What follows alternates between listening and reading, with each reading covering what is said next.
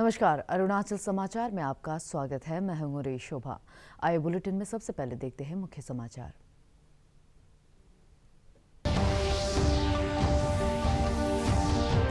अरुणाचल प्रदेश विधानसभा ने ध्वनिमत से पारित किया 2021-22 का बजट। 6 दिन चले सत्र के बाद शुक्रवार को अनिश्चितकाल के लिए स्थगित की गई विधानसभा की कार्यवाही।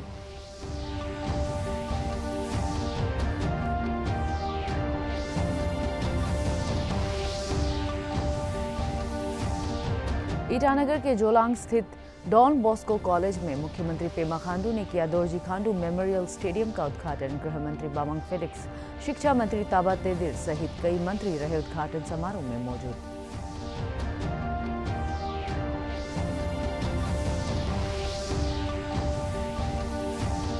उप मुख्यमंत्री चाउना मैन और स्वास्थ्य मंत्री आलो लिबांग ने रामकृष्ण मिशन अस्पताल ईटानगर में ली कोविड वैक्सीन की पहली खुराक। प्रदेश के लोगों से की स्वास्थ्य विभाग के दिशा निर्देशों के अनुसार कोविड का टीका लगवाने की अपील।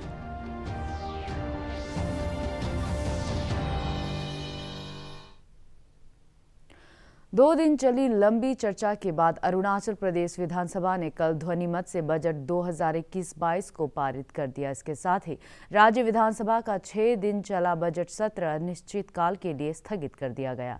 बजट पर हुई चर्चा में हिस्सा लेते हुए मुख्यमंत्री पेमा खांडू ने कहा कि इस साल के बजट के 6 आधार स्तंभ हैं, जिनमें स्वास्थ्य, मानव पूंजी, अरुणाचल का समावेशी विकास आदि शामिल है। मुख्यमंत्री ने वित्त मंत्री का भी पदभार संभाल रहे उप मुख्यमंत्री चाउना मैन की तारीफ करते हुए कहा कि उन्होंने अपने अधिकारियों की टीम के साथ मिलकर एक अच्छा और जनहितैषी बजट तैयार किया है। बजट पर सदन के सदस्यों की ओर से दिए गए सुझावों पर मुख्यमंत्री ने उन्हें भरोसा दिलाया कि संबंधित मंत्री उनकी सभी चिंताओं और सुझावों का ध्यान रखेंगे।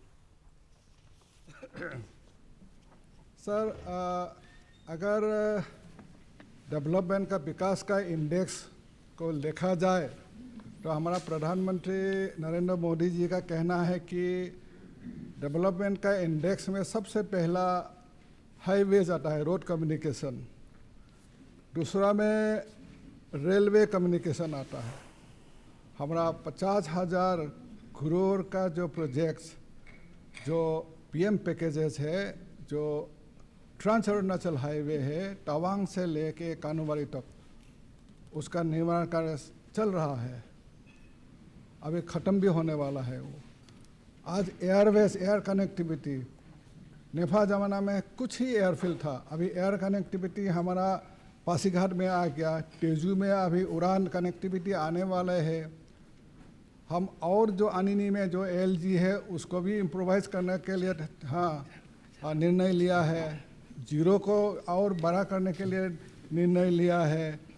हम ये आपका दिरांग में हम जो एक एलजी बनाने के लिए निर्णय ले लिया है। ईटानगर तक रेलवे पहुंच गया है, पासीघाट तक पहुंचने वाला है। तो इसलिए हमारा ये जो बजट है फाइनेंशियल डिसिप्लिन पूरा रख के किया है।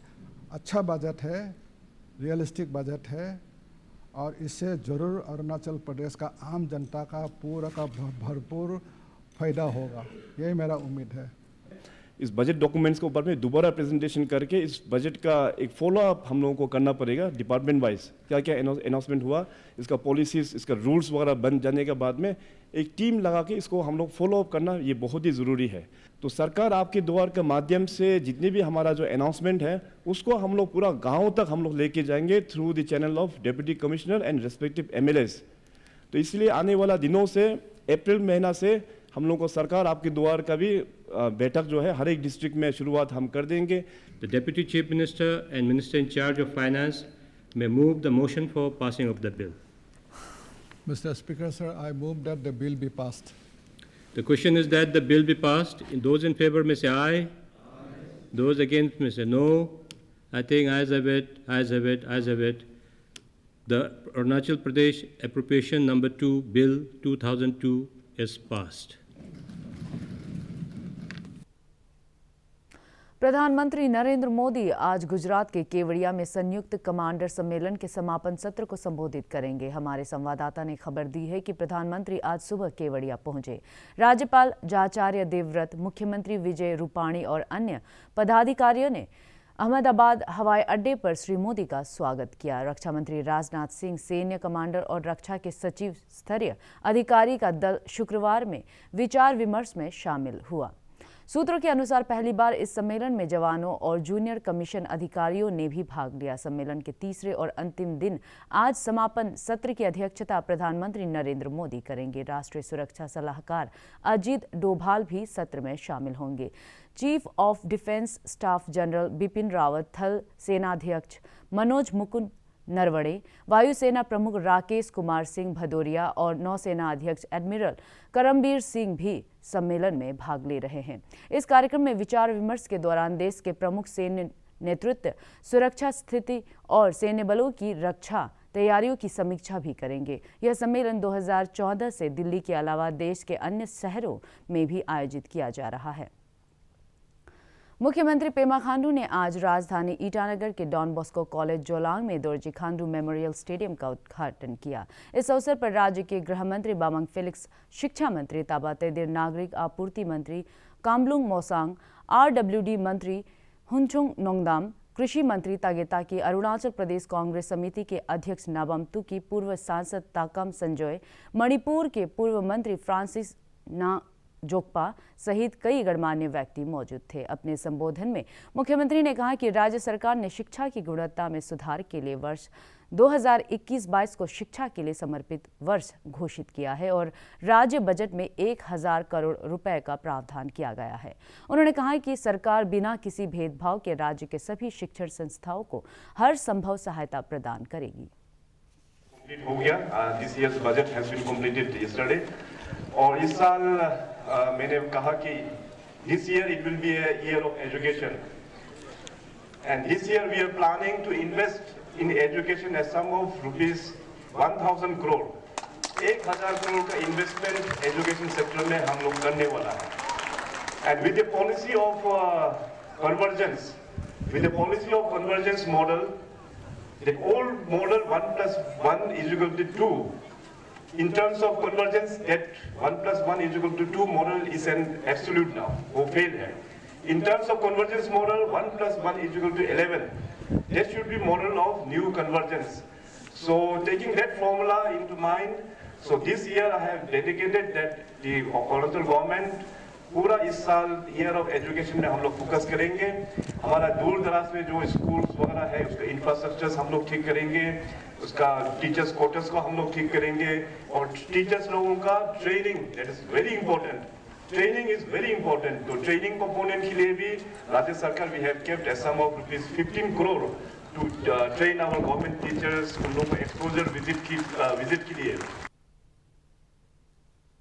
देश भर में अब तक 1,94,97,000 से अधिक लोगों को कोविड से बचाव के टीके लगाए जा चुके हैं। केंद्रीय स्वास्थ्य मंत्रालय का कहना है कि पिछले 24 घंटे में वैक्सीन की 14,92,201 खुराक दी गई। देश में कोविड से स्वस्थ होने की दर 96.98% हो गई है। कल देश भर में कोविड संक्रमण के 18,327 नए मामले सामने आए और 108 लोगों की इस संक्रमण से मौत हुई। देश में कोविड के सक्रिय मामलों की संख्या 1,80,304 है। इधर अरुणाचल प्रदेश में शुक्रवार तक 34,881 लोगों को कोविड के टीके लगाए जा चुके हैं, जिनमें से 9,323 लोगों ने कोविड की दूसरी खुराक भी ले ली है। राज्य में पिछले 24 घंटे में कोविड का एक नया मामला सामने आने के बाद राज्य में सक्रिय मामलों की संख्या 3 हो गई है।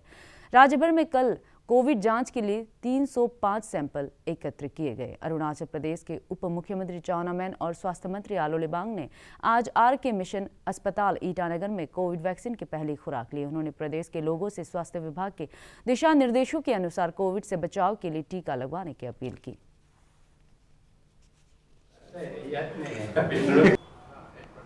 कोविड वैक्सीन है जो कोविशील्ड है वो मैंने आज लिया और मेरे लिए यह फर्स्ट डोज है। मुझे यहाँ का डॉक्टरों ने बताया है कि 28 दिन के बाद और एक डोज लेना है। तो मुझे अच्छा फील हो रहा है। ये अरुणाचल प्रदेश में मैं चाहता हूँ कि स्टेज बाय स्टेज जिसको लेना है, पहले स्टेज में तो हमारा जो भी कोविड वॉरियर्स है, डॉक्टर्स है, उन लोगों ने लिया है। उसके बाद जो 60 ईयर्स जो सीनियर सिटीजन हैं उनका है। तो मैं तो चाहता हूँ कि stage by stage, phase wise Arunachal Pradesh में सभी हमारा अरुणाचल वासी कोविड मुक्त होने के लिए ये वैक्सीन लेना है। जब 60 इयर्स का कोविड 1 तारीख को शुरू किया था, उस समय में हम लोग का लेजिस्लेटिव मतलब असेंबली था, इसी कारण से हम लोग 1 तारीख को नहीं ले पाया है। तो इसलिए आज 6 तारीख है, इसमें ले रहा है। तो मैं सारा अरुणाचल का पब्लिक को अनुरोध करना चाहूँगा, ये कोविड वैक्सीन जरूर जो अपना टाइम पे ले लीजिए। ये बहुत रिलायबल वैक्सीन है, तो इसमें कुछ साइड इफेक्ट भी नहीं होगा और इससे बहुत काम करता है। तो सारा स्टेट में जैसे हमारा ऑनरेबल डिप्टी चीफ मिनिस्टर सोनमेन जी ने भी आज कोविड से लिया है वैक्सीन हमसे आगे, तो उन्होंने भी कहा है। तो सारा अरुणाचल प्रदेश में कोविड स्प्रेड को हम लोग कंट्रोल करने के लिए और यहाँ से टोटली इरेडिकेशन करने के लिए ये कोविड वैक्सीन लेना बहुत ज़रूरी है।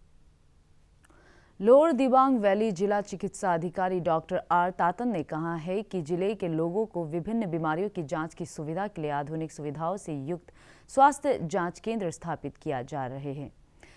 रोइंग में अमजे डायग्नोस्टिक सेंटर का उद्घाटन करते हुए उन्होंने कहा कि लोगों को गंभीर बीमारियों की जांच के लिए देश के अन्य राज्यों या नगरों में न जाना पड़े, इसके लिए जिले में स्वास्थ्य जांच केंद्र को स्थापित करने की योजनाओं का प्रोत्साहन दिया जा रहा है।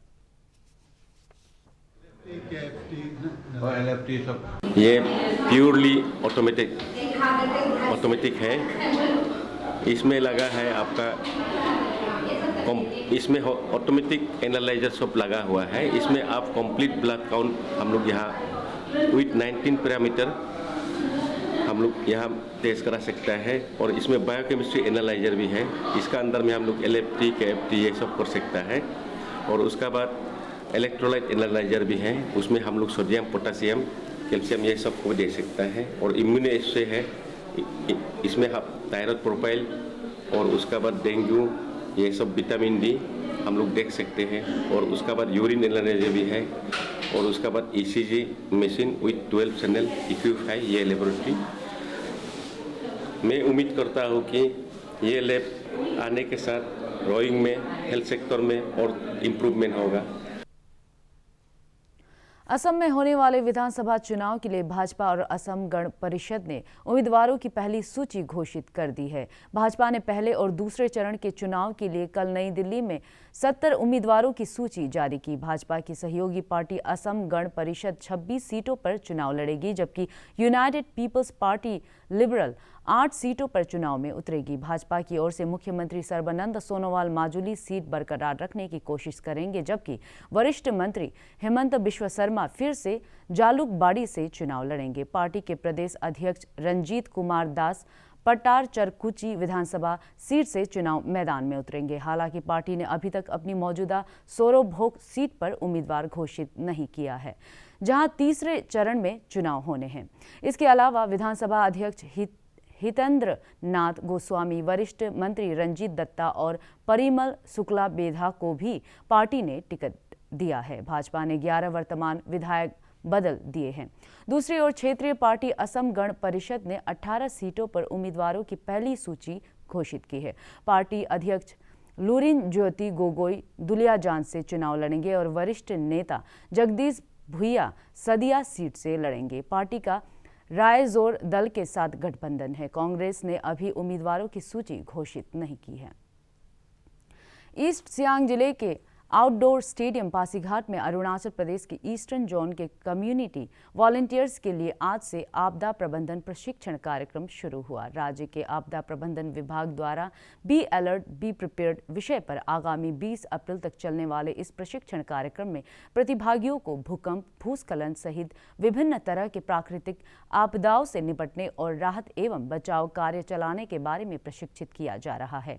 आपदा प्रबंधन मंत्री के सलाहकार तानफो वांगनाओ ने बताया कि प्राकृतिक आपदाओं से प्रभावी तरीके से निपटने के लिए कम्युनिटी वॉलंटियर्स को प्रशिक्षित किया जा रहा है ताकि वे स्थानीय प्रशासन के साथ आपदा प्रबंधन कार्य में समुचित योगदान कर सकें। अरुणाचल प्रदेश भवन और अन्य निर्माण कार्य कामगार कल्याण बोर्ड ऑल अरुणाचल प्रदेश श्रमिक संघ के साथ मिलकर राज्य भर में बोर्ड की कल्याणकारी योजनाओं के बारे में जागरूकता अभियान चला रही है। राजधानी ईटानगर में आयोजित जागरूकता कार्यक्रम में बोर्ड के अधिकारी टी रिगिया और श्रमिक संघ के अध्यक्ष दाना तादू ने कामगारों को बोर्ड की कल्याणकारी योजनाओं का लाभ उठाने के लिए रजिस्ट्रेशन कराने की अपील की। इस अवसर पर कामगारों का रजिस्ट्रेशन किया गया और उन्हें बच्चों की पढ़ाई, स्वास्थ्य, दुर्घटना बीमा सहित कई योजनाओं की जानकारी दी गई। अरुणाचल समाचार के आज के अंक में इतना ही। जाने से पहले आप सभी से अनुरोध है कि कोविड-19 के दिशा निर्देशों का पालन करें, हमेशा मास्क लगाएं और बार बार हाथ धोएं। हम कल फिर हाजिर होंगे अरुणाचल और देश दुनिया की खबरों के साथ। चलते चलते आपको बता दें, आप अरुणाचल समाचार हमारे DD न्यूज़ YouTube चैनल पर भी देख सकते हैं। देखते रहिए अरुण प्रभा। नमस्कार।